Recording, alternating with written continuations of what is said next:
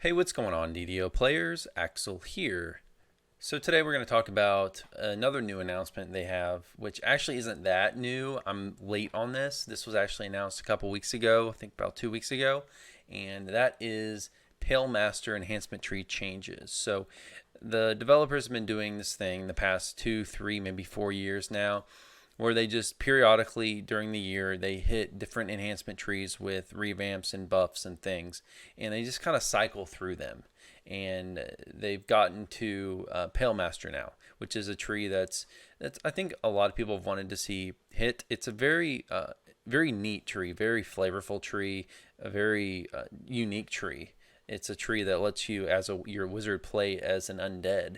So that's just very, very cool, and it's actually one of the trees that I used to play a lot. My cleric, as you guys know, is my main character, but the only other character that I've done past lives for is actually my wizard, who I did really enjoy playing, and I did play him as a Pale Master.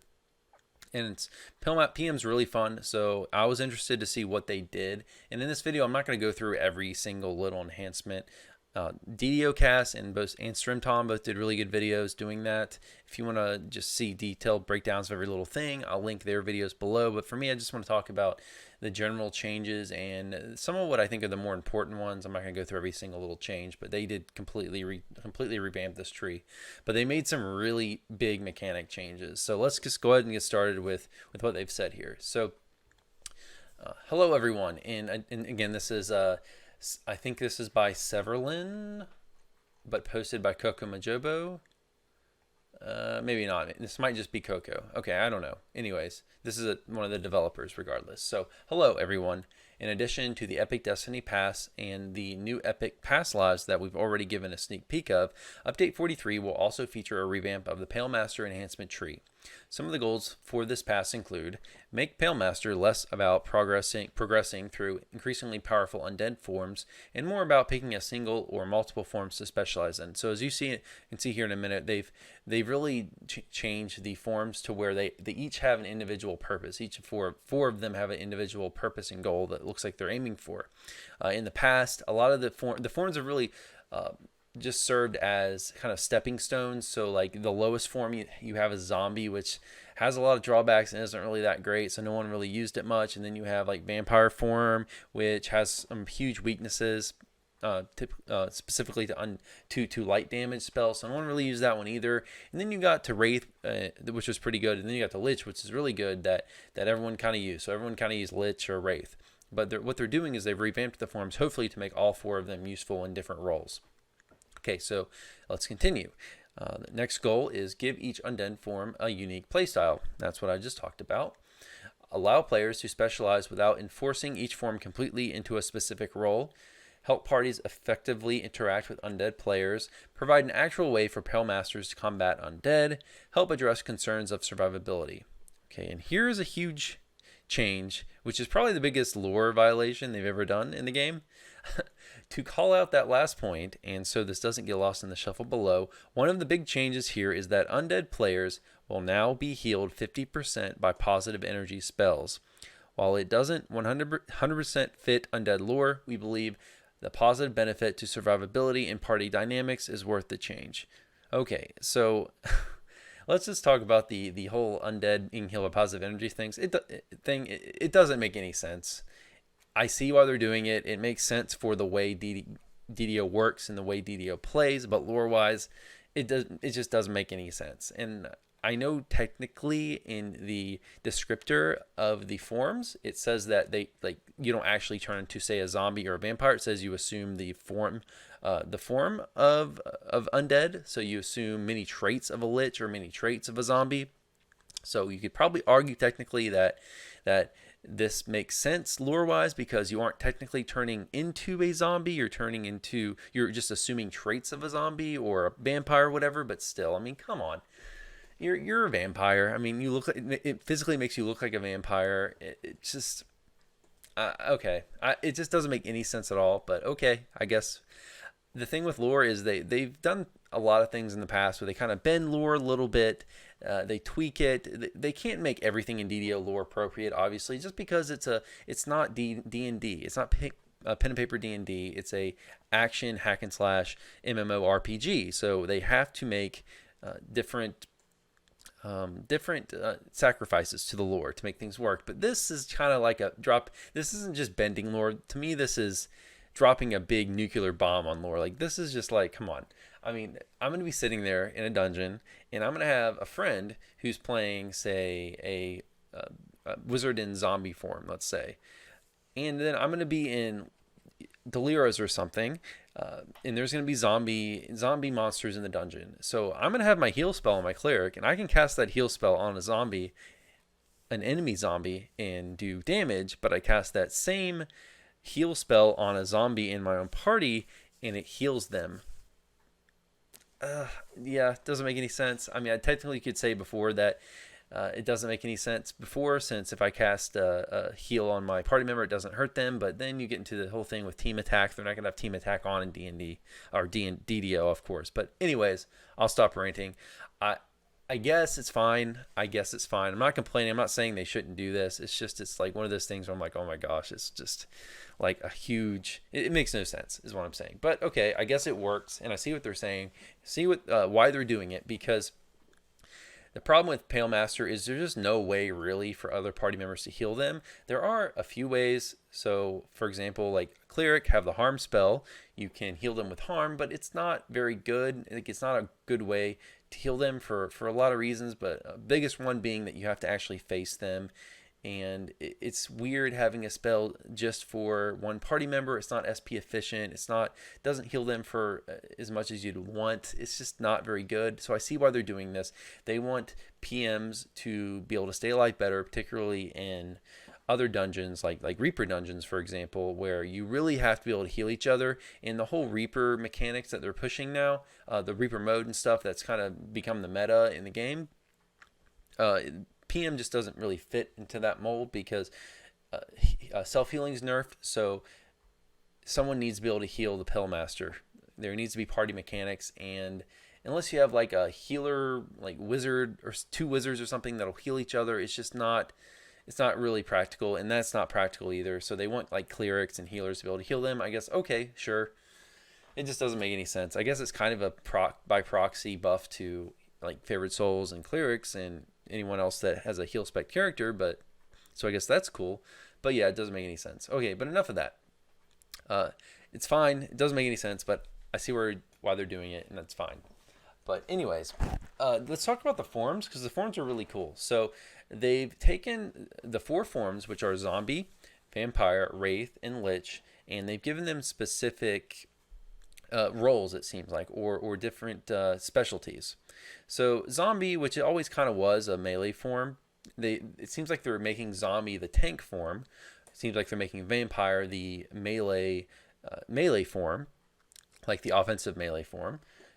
Wraith seems like being the kind of roguey evasion kind of form, and lich is being the caster form. So lich is probably going to be the most popular still for wizards, because most people build wizards to be offensive casters, obviously. But if you wanted to say like a Eldritch Knight, I could see you going like vampire. If you want to go with a wizard tank, like an undead tank, which I know some people do, I know that is used in game today, you can go with zombie form. And then Wraith, I don't really know what Wraith, I guess Wraith is going to be kind of a form that I guess players who primarily use Lich might swap into sometimes to get some extra survivability when needed. Or maybe if you do like a roguish, like a wizard with a rogue splash, who maybe that would be a good form for you. And I know wizard with rogue splash used to be a really popular build. Don't know if it's too popular anymore, just because, but there is a lot of synergy with wizard and rogue because they're both intelligence-based classes. So rogues need intelligence for their skills and things, whereas wizards need it for their offensive casting DC, so it works out well. But let's go ahead and get into the specifics here. So core 2 is where you get the forms, and the forms are going to work differently. You're going to get them all at once. So instead of you getting zombie first at low levels, and then vampire, and then wraith and lich, you're just going to get them all in multi-selector. So at this second core, you're going to have zombie, which is going to give you +4 constitution, +2 strength, plus 20% damage with attacks, but you attack 20% slower than normal. you gain +3 PRR, +3 MRR. I actually didn't notice that before when I read that they're giving the +20% damage with attack. So that's big. Because normally, so maybe zombie might be also an offensive melee form, as well as a tanking form.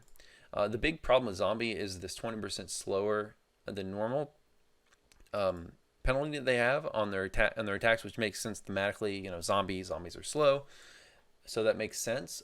I still think it probably won't be very popular as an offensive melee form, just because that speed does really hurt you, particularly say with Blitz, like Master's Blitz, which is the offensive melee form to be in. You need to have a fast attack speed to build up stacks of Blitz. Even today, when I run say like a two-handed fighting build, I can sit there in full, be hasted and be in a full pack of mobs and not get blitz, but like lose blitz. So you do need some good attack speed to keep up blitz like reliably. So I don't know if they're going to be that good as an offensive melee form. I mean, +20% damage is a lot, but you really do need attack speed in this game, and -20% is a big penalty. Not just for building up blitz, but for weapon effects and things that you won't be getting because you're attacking slower. But anyways, let's move on. Vampire, while in this form, you get +2 Cha, +2 Intelligence, +2 Wisdom, +3 Perform skill, and your melee and unarmed attacks have a chance to heal you for 1d3 negative energy damage per wizard level, so that's really cool. Get some healing there. Very much needed self-healing. Shroud of the Wraith, while in this form, you get +2 Dex, +2 Intelligence. Enemy attacks have a 10% chance to miss you due to incorporeality, +1 sneak attack die, and you gain Feather Falling. In Lich, with this form, you get +2 Constitution, +2 Intelligence, +10 negative amplification. So that's healing amplification for your negative spells, negative healing spells like auras and things. +5 negative spell power and +15 MRR. So that's cool. Let's move on to improved shrouding. So you get at the third core, your forms basically become better, and you can pick one of the following abilities that applies while in Pale Shroud.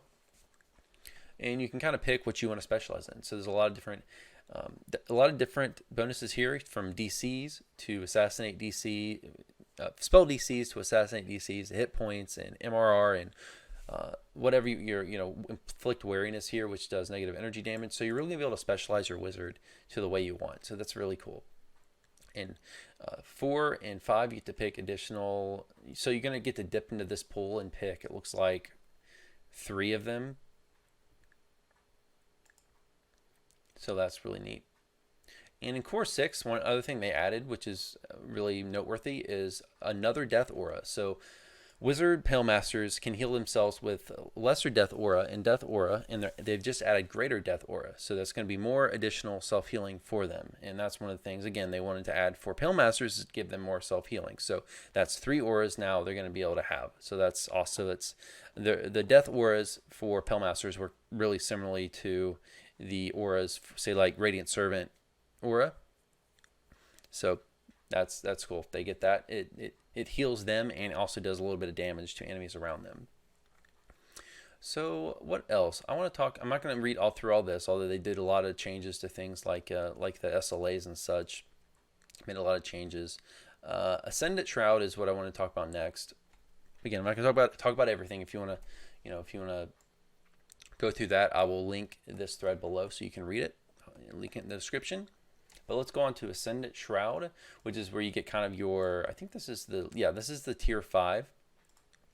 So this is where you really want to pick your form that you're going to be in. So zombie form. In zombie form, you get +20 melee power and +10 PRR and +20% racial bonus to maximum hit points. So that means I think zombies are going to be a pretty good, like really good tanks now. Like that's a lot of, that's +20% racial bonus to maximum hit points. That's a lot. They got some PRR.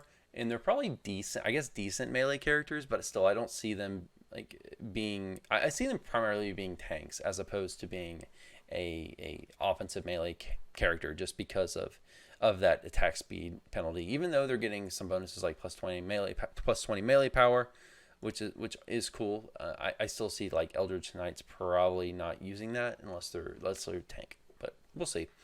Vampire. So when in vampire form, +1 enhancement DC, your melee attacks have a chance to dominate your adversaries. On hit, target has a chance to be paralyzed. So Vampire has some cool offensive abilities. Still, it's probably not going to be that popular, just because, again, when people run wizards, they usually run them to be offensive casters, DC casters, insta-kill characters. So probably won't see Vampire used all that much, but who knows, maybe. I think I might be interested now in getting my wizard back out, and maybe I like melee characters, so I might try maybe a vampire melee or something, see how that works out. That'd be cool. If I can get the time to play to do that, that would be awesome. I've always thought about running my wizard because I would like to get him. If I get a bunch of wizard pass lives, I could maybe turn him into like a caster cleric or something. That's something I've wanted to do, but I've always wanted to have like a really good caster cleric as well as a really good melee cleric, but I've never really made the time to grind all the pass lives because I generally don't, enjoy grinding past lives much anymore. But anyways, Wraith, while in Wraith form, +5 incorporeality, bring your total to 20% or 25 if you have Ghost in the Wind. You get some sneak attack die, +3% dodge and dodge cap, +10 to hide and move silently. So yeah, so this is going to be your stealthy. So if you've got like a wizard with a rogue splash, this is probably what you want to run in. And then Lich gets +15 MRR, +10 negative spell power, +10 cold and electric resistance. And they also, one thing, I don't remember seeing it in this thread, but they did note, let's see.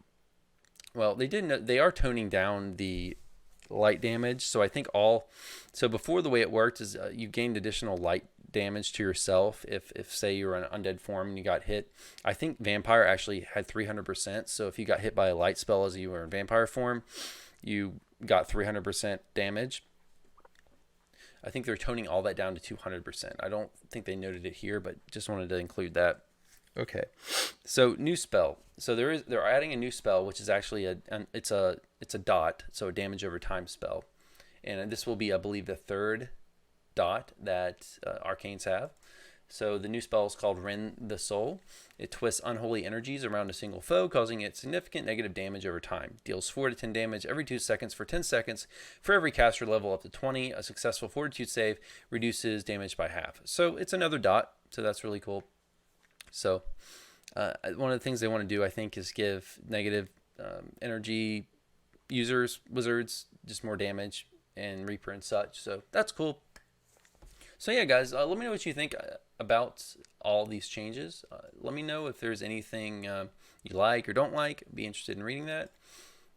That's going to be it for this video, guys. I will see you next time. Have a good one and take care.